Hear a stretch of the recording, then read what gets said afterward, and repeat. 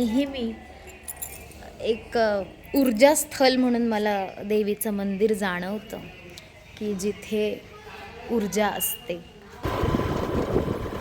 इतकं मोठं आहे आणि म्हणजे असं वाटतच नाही की हे बेट आहे म्हणून. म्हणजे विचार करायला भाग पडतं की खरंच खाली पाणी आहे का.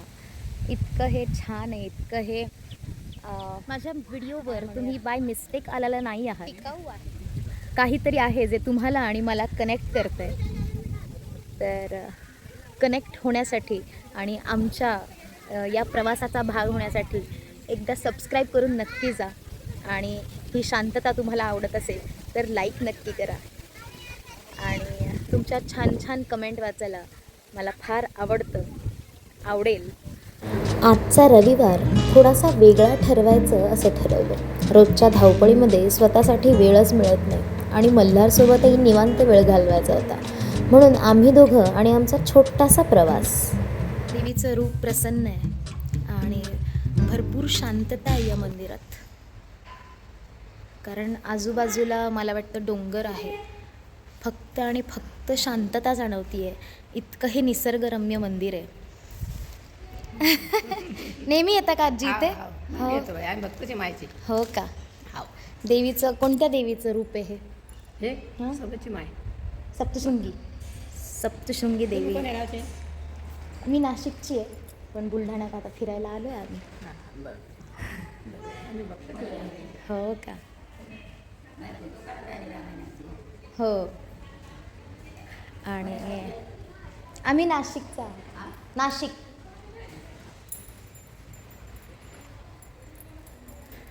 तर निसर्गरम्य वातावरणात मंदिर आहे. चिखलीला येत असाल तर नक्की इथे या. छान प्रसन्नता घेऊन जाल आणि देवीकडनं नेहमीच प्रत्येकाला मिळते ती ऊर्जा घेऊन जाल. हिवरा आश्रम बुलढाणा असं एक ठिकाण जे अजूनही खूप लोकांना माहिती नाही आहे. हे हिडन जेम बघायला तुम्ही एकदा इथे आलात ना तर तुम्हाला जाणवेल तुम्ही आजूबाजूच्या जगाला विसरताय. किती शांत आणि पॉझिटिव्ह एनर्जी देणार आहे. सकाळची फ्रेश हवा, आजूबाजूला साधं पण सुंदर वातावरण आणि त्या सगळ्यात मल्हार आणि मी शांतपणे हा प्रवास अनुभवत होतो. हिवरा आश्रम मेहकर या ठिकाणी आहे. हे फक्त धार्मिक ठिकाण नाही तर एक परफेक्ट संडे आउटिंग स्पॉट आहे. इथे आल्यावर मन अगदी शांत आणि काही क्षणांसाठी सगळं टेन्शन विसरून जातं. मग तुम्ही कधी येताय या स्पॉटला व्हिजिट द्यायला?